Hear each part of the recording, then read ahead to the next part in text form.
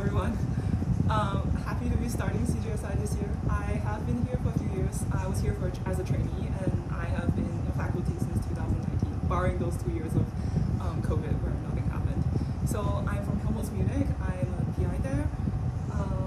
A tiny bit of introduction of myself. This is a tradition of CGSI faculties introduce themselves. I did my PhD at University of Oxford, then postdoc at the Sanger Institute. I now have a group at Munich, 5 students, 2 postdocs. We work on genetics of depression. We do some phenotyping work with biobanks and electronic health records, and we also have some quantitative and functional genetics analysis. So got an email from Zara yesterday about how to give a talk at retreat. And, the brief is to talk about concepts as much as possible. So of course, I changed my entire talk. And how this goes, I have no idea. But let's see. Okay, I'm going to talk to you about my disease first. Well, not my disease, the disease I'm studying. This is going great. So I work on genetics of major depressive disorder, MDD for short. It has a really high prevalence. 1 in 5 of us will get it in our lifetimes. Poor diagnosis, lots of false positives and false negatives. We have poor treatments. If anybody who's given a drug has a half a chance of not ever responding to it. And the reason for all of this is because we really don't know the biology of it. So that's why it's still called a disorder, not a disease, because disorders are things that we don't really know the biology of. So there's an urgent need to understand the biology of this disorder in order to treat it and to diagnose it better. So here's how the diagnostic criteria for depression looks like in the clinic right now. You have basically the laundry list of symptoms, and right. Am I still okay? Yeah. Okay. Closer to the screen. Yeah. Closer to the screen. Okay. Yeah. So yeah, basically it's a list of symptoms. If you have enough of these plus some other functional criteria such as impairment, exclusion of bipolar disorders, etc., then you're considered a case of depression. As you can see from this list, none of this is really based on genetics or biological pathways or any detectable markers or anything like that. So whether this lines up with biology or not, we don't really know. Okay, so as geneticists, what we do genome-wide association studies on the disease that we're interested in. So what genome-wide association study is you have SNPs at, let's say, a few 100,000, a million positions in the genome. You then test for their association with the phenotype Y. Well, Y here is depression. It's a binary phenotype, 1s and 0s. X is all the genotypes at these SNPs that you have, and takes usually the value of 0, 1, and 2. And then what you're asking for is whether the effect beta is not 0, right? So then you do this analysis for every single SNP, and you have this, this is the usual representation of a result from a GWAS. This is called a Manhattan plot. On the x-axis, you have the position along the genome for the SNP. On the y-axis, you have the negative log-time p-value of the association. Anything above this line, which is the genome-wide significant threshold, assuming around 1 million independent SNPs in the genome, anything above this line is considered significant. So then this is what people mean by finding genes for a disease. What they do is they take some of these SNPs and they look under it, okay, what genes are these SNPs near? And that's how you sort of look for genes for a phenotype. And the problem is, this is not what we're going to talk about today. We're not going to find genes for depression today. What we're going to talk about today is heterogeneity in depression. As I've shown you just now, depression is defined by this long list of symptoms. So there's many ways you can qualify for a diagnosis of depression based on that symptom criteria.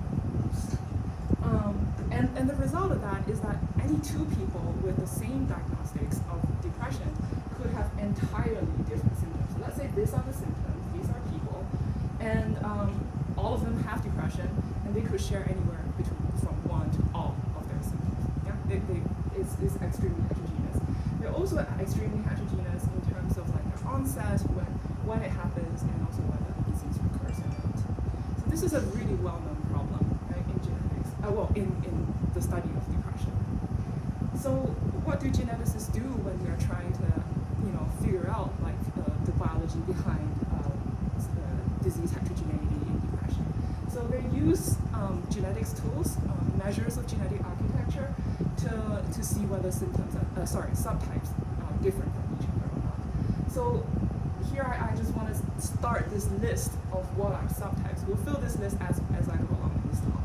So biologically different, right? Otherwise, they're not subtypes, they're the same thing. So by having different biological pathways, they would also have different genetic regulations. So some usual ways we would tell what are the genetics behind anything at all is this thing called SNP heritability, which is the phenotypic variance that can be explained by variance in genetics by SNPs. And usually in our studies, it's by SNPs, let's say in GWAS. So there are a lot of subtypes that have already been defined clinically in depression based on clusters of symptoms. And you can't see what they are. You can't see what they are on the x-axis. It doesn't matter. They're like subtypes defined based on symptom profiles and onset, etc. And here are their heritabilities. And people have shown that they have different heritabilities from each other. So they are genetically different from each other. Okay. There's another way that you could, there's another genetic measure that you could use to sort of look at subtypes. That's polygenic risk scores. So polygenic risk scores are predictions of a phenotype in a cohort using genetic effects identified in the GWAS on the same phenotype or a different phenotype in a different cohort at SNPs past some p-value threshold. This is basically how it looks like when you write it out mathematically. And this is the number of SNPs that went into this PRS, beta is the effect sizes of all of these SNPs in the reference cohort, and X is the genotype of the SNPs in the cohort that you're testing it on. Usually we use this for prediction of a phenotype in a cohort using genetic effects found in a different cohort. So what people have done then is they've taken polygenic risk scores generated of GWAS on depression, schizophrenia, ADHD, etc., and asked how well do they predict depression that is early onset versus late onset. And as you can see, what happens is if you have a PRS that is derived from GWAS on depression, they predict early onset and late onset quite similarly, with an odds ratio 1.24, 1.27, very similar. But if you use the PRS from schizophrenia or ADHD, they predict early onset depression better than they predict late onset depression. So this is seen as evidence that early onset depression has greater genetic sharing with things like schizophrenia, ADHD, which are thought to be a little bit more neurodevelopmental than late onset depression. So these are all fantastic, right? Like great progress. We found a lot of genetic difference between this subtype and that subtype of depression. We could keep doing this, and we can show that all of the subtypes that have been currently defined are genetically different from each other. But here's a problem, right? Let's say there are actually two subtypes of depression represented. Here's depression, all of the biological pathways of depression. Here's those that are leading to one subtype. Here's those that are leading to another subtype. Let's say this is the truth, and we don't know the truth, right? So ideally, what we want is we want to cut the circle here, so that we can identify this subtype from that subtype. How do we hope? Because we don't know this, how do we hope to draw this line? We draw this line by taking symptom correlations, etc., and trying to draw a line through that. So let's look at how symptom correlations look like. This is a real data set. These are symptom correlations between depression symptoms. And I would not be crazy if I drew the line this way, right? Because these are correlated, these are correlated. I'm like not an insane person drawing a line this way. But the thing is, the true line may be this way, right? And what I've done drawing the line this way is I've made a cut here. And that would be different from the true line. And then what I do is then I ask, whether this part of the circle is different from that part of the circle. And of course they're different. And if I do heritability and PRS and all of those things, it's going to confirm that I'm right. So I'm never going to find this line, right? And that's the problem here. So what we need to do is to make things worse, right? Some of these symptoms may not even matter to depression because nobody has ensured that these symptoms have anything to do with the disease at all. They're just what happens when somebody comes into the clinic and they are correlated with other symptoms of depression. So let's say these symptoms are not even relevant, right? And they're messing up sort of like the correlation structure. And I draw my line based on the presence of this one and that one, misleading me to draw this line. I could totally get it wrong then. So here are the sort of problems when we don't really know what the truth is. We only have this to work with. So then we need to start thinking of ways to test whether these symptoms actually belong here and whether any of those cuts make any sense or not. So I'm going to tell you about some of my group's very, very recent attempts at doing this. We haven't finished this work, so you're hearing from me for the first time. And the way we sort of frame the first question we want to ask, or the first diagnostic that we want to perform, is genetic effects on biological pathways that distinguish between subtypes should also be those that lead to disorder. And I'll show you how it looks like using our little circle here. So what I'm saying is that if there are only two subtypes of a disease, the biological difference between the two subtypes, the genetic difference and biological difference between these two, are the same as this with no disorder, this with no disorder, and the same as this with no disorder. Yeah, this is true if these two are non-overlapping and they're the only two subtypes available, right? So then we could try to test this. And that's if I cut the thing correctly. If I didn't cut the thing correctly, I mean, they will still be somewhat correlated to the rest of this. It's just less. It's just going to explain all of these a lot less. So then, in terms of statistical tests, we'll have less power to detect this. Can you explain that again? What's that, sorry? Can you explain that again? Okay. Yeah. What does it mean, no disorder? Right. So let's say, this is like a biological pathway that leads to one subtype of the disorder. Okay. This is biological pathways leading to another subtype. The difference between those two, if they are non-overlapping, independent, and each leading to one subtype of the disorder, then the difference between the two of them is the same thing as the difference, genetic difference or biological difference between this subtype of no disorder plus this subtype of no disorder, which is the same thing as all of this with no disorder. That's the simplest model possible, where there's no complications, no overlap. We'll talk about overlapping interactions. Because you're saying that there's no variants that are shared in both, and so way it'll just be very clean. Exactly. We're talking about the simplest situation here. Later in the talk, we'll talk about when there are overlap and when there are interactions. Yeah. Okay. So this is the simple scenario. We'll start with the simple one. So what happens when you have the wrong cut is that you still see a genetic difference between those two, biological difference between those two, and they will be just less than what these things are. And what happens when you have a symptom that doesn't matter, the genetic difference between having a symptom that doesn't matter and not having this symptom that doesn't matter is gonna be not sure what. Like, I'm not sure how it's related to all of this as well. Maybe related, maybe not related. We don't know this. Yeah. Okay, so then we can use this kind of thinking to start testing some of the symptoms and subtypes we currently have for depression. And this is sort of formalized in a method called subtest that is proposed in 2016 by Liley et al. And what they do is that they take one symptom and one subtype at a time. What they do as input for this particular subtest is they do GWAS on, let's say, your disorder, depression, and a subtype that's within the disease. So cases of the disorder with subtype versus without subtype. And that's this GWAS here. They take all of the SNPs and they get z-scores from the two GWASs as input to the subtest. And what subtest does is that it identifies those SNPs with no effects on either things. Those SNPs with only effects on depression, your disorder of interest, and those SNPs with effects on the subtype that may or may not also have effects on the disorder. Then they ask whether these two sets of SNPs are correlated with each other. Yeah? If they were correlated with each other, then we'll have this scenario where this effect is the same as this effect, or is the same as this effect. Yeah? Okay. So the student who's doing this work is Liley from my group. She came to CGSI last year.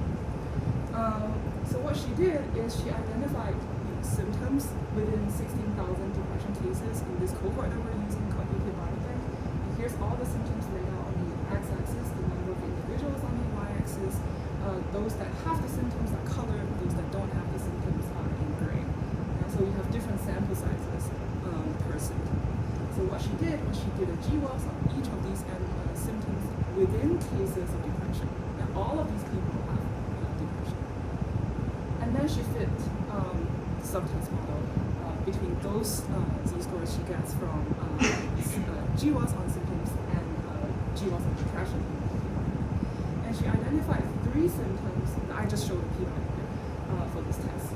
That is basically significant for having a correlation between those seasons. So she found 3 symptoms with significant correlation between symptom effects and disease effects. And because the depression in UK biobank is defined based on these symptoms, maybe overfitting a little bit here. So we also took depression GWAS from all of these other cohorts and tested if these signal remains or not. And you can see that for some of them they remain, for all of this they at least replicated in one other cohort, meaning that they're sort of robust. So what does this mean? Does this mean that only 3 out of all of the symptoms that we tested are relevant to depression? Probably not, because I would say that the power would be greatest when you have this situation. It would not be so great when you have this situation. So what that means is, at our sample size, these 3 symptoms have the highest power of being identified as being relevant to depression. The others maybe not, so maybe they're not so well aligned, but with better sample sizes, we can be able to tell this a little bit better. Another thing to note is that these 3 symptoms are insomnia, insomnia is not sleeping a lot, hypersomnia is sleeping too much, and this is feeling worthlessness. All of these 3 symptoms are components of a particular subtype called melancholia. They're not exhaustive, there are other symptoms that also make up melancholia, but all of sleep phenotypes and also the feeling of worthlessness are part of melancholia. So then what Nguyen did is okay, why don't I also test melancholia using this test, as well as some other subtypes. So she took 3 different subtypes in depression cases in melancholia here, which is defined by the sleep symptom and worthlessness, as well as other things, as well as early onset and peripartum depression. Here is the sample sizes for each of those subtypes in UK biobank. She did a GWAS on each of these subtypes within UK biobank, within depression cases, and she performed subtests again. And what you can see is that melancholia shows up as being significant across all of these different cohorts of depression that she used in subtests, but not the other 2 subtypes of depression. So this is lining up with our analysis of symptoms, and what this means is that just at this sample size, melancholia has the highest power. We can detect melancholia as a relevant subtype, meaning that melancholia is probably more similar to this case than this case for among those 2 subtypes that we have tested. Yeah? Okay, so coming back to our little list, we've tested that genetic effects on biological pathways that distinguish between subtypes and also those that are leading to disorder. And doing this analysis seems to be telling us a little bit more than just is this card of the circle different from that card of the circle? We have a problem again. And the problem is, we've only looked at this, like what Zara was saying just now. We've only looked at this simple situation where the subtypes don't overlap with each other, and there's really simple, the super simple scenario. And what happens if you have this scenario and you plot out the genetic liability to this subtype versus that subtype? What you're going to get is a diagram that looks a little bit like this. So I get the genetic liability, for example, in terms of a polygenic risk score, and I plot the ones for this subtype along the x-axis and the ones for this subtype along the y-axis. Sorry, I'm not very good at this. And what happens if you then color the people who have depression, right? For this subtype and that subtype, you see that those that have this subtype are over here in red, those that have this subtype are over here in blue, and you rarely have people that have high liabilities for both of these things. These are when there are non-overlapping pathways, and people don't usually get both of them. Yeah. And what happens then if you test the PRS or the liability of this subtype and that subtype for interaction in their effects on the disease, you will see a negative interaction between the interaction between this liability and that liability. Now, if you're just testing the PRS of this against this for the phenotype Y, which is your disease. Okay, let's look at another scenario where there are overlapping pathways. When there are overlapping pathways, a person who has the disorder could have high liability of one pathway, but also high liability of another pathway, and they would just have depression. And what happens then is that if you start coloring cases, then more cases will start appearing over here.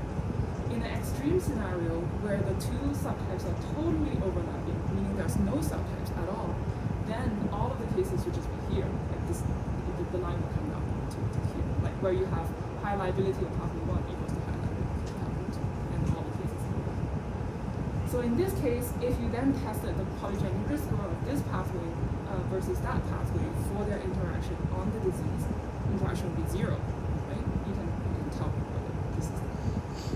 And let's look at the one final scenario where the pathways lead to each other. They interact in some way. If I have one pathway leading to a subtype of the disorder, I'm way more likely to get the other pathway triggered, and I'm going to get the other subtype of the disorder. I don't really know how to draw this properly on the circle, so you're going to bear with the two arrows here. And how that will look like in terms of a liability plot is that you will start curving this way. So there will be some cases that have lowish liability to either pathways, but they're still a case because having one is likely to push you over to the other and so what this looks like if you test for interaction between this pathway and that pathway is that this interaction term will now be positive.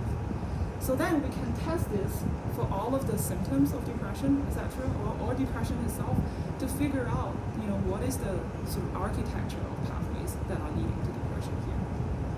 And that's what my student Jolene is doing, again, another CGSI attendee last year.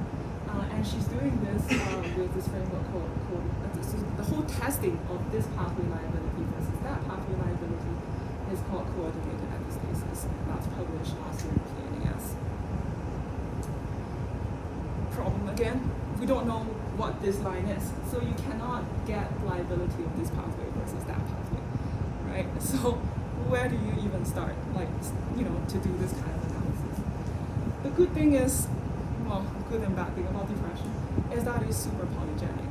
So let's say we have two different pathways leading to depression, and depression is highly polygenic.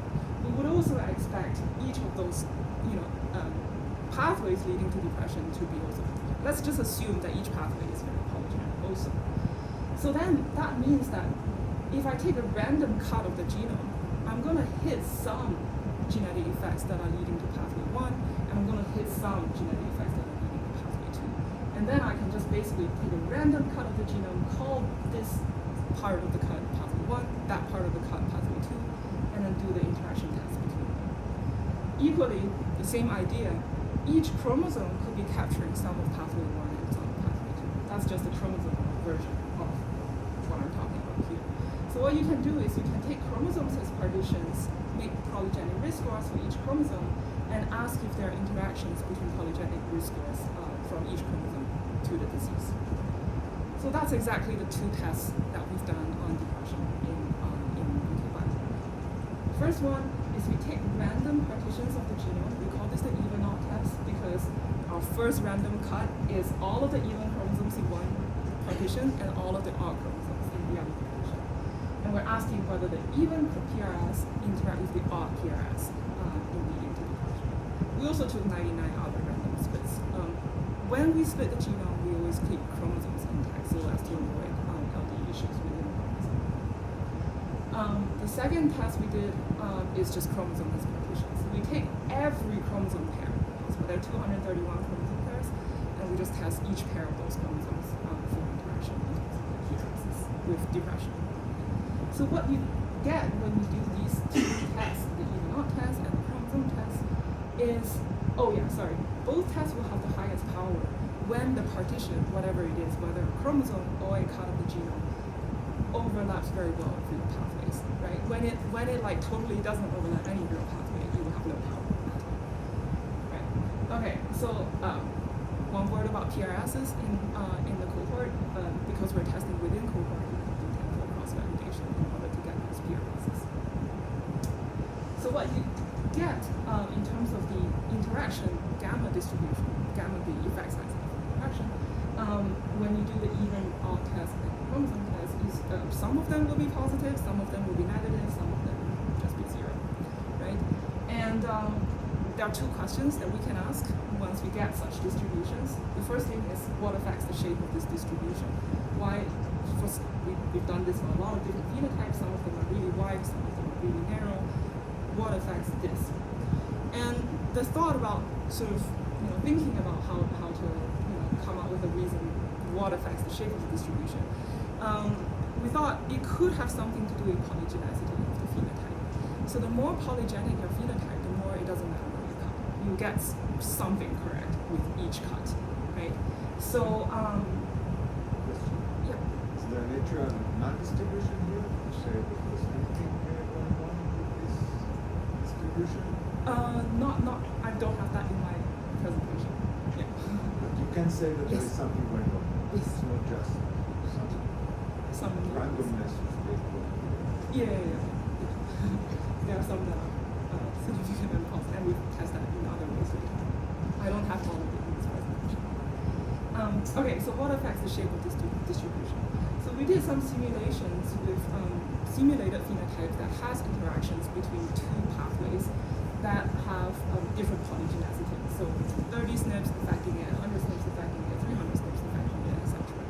And you see that if you did this even odd test on the three different sort of polygenicities, the one with the lowest polygenicity, N-30, has the widest distribution of gamma, right? And that is the same as what we thought before.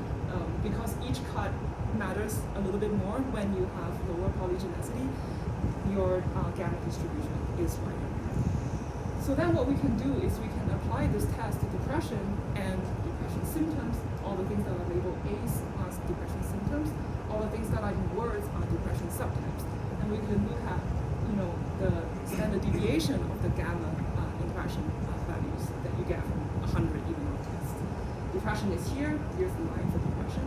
And all of these things are more polygenic potentially more polygenic than depression because they have lower standard deviations of gammas. And the thing that is a little bit interesting or shocking is that a lot of depression symptoms are actually more polygenic than depression, meaning there are other things that are contributing to these symptoms than the things that are relevant for depression. And the good thing is a lot of the depression subtypes are less polygenic than depression, which is what we want. Depression should be more polygenic than all of its subtypes, right? Because it's an aggregation of all of the subtypes. So then we should add this to one of the subtypes. They should be less polygenic than the disorder, I think. One final thing before I think I'm running out of time. One final thing, which is the second question from looking at this distribution. We've talked about this before. The power is greatest when your partition overlaps very well with the real pathway. So then we can, taking those tests which gave us the biggest gamma and the lowest p-value, those are where we have the biggest power.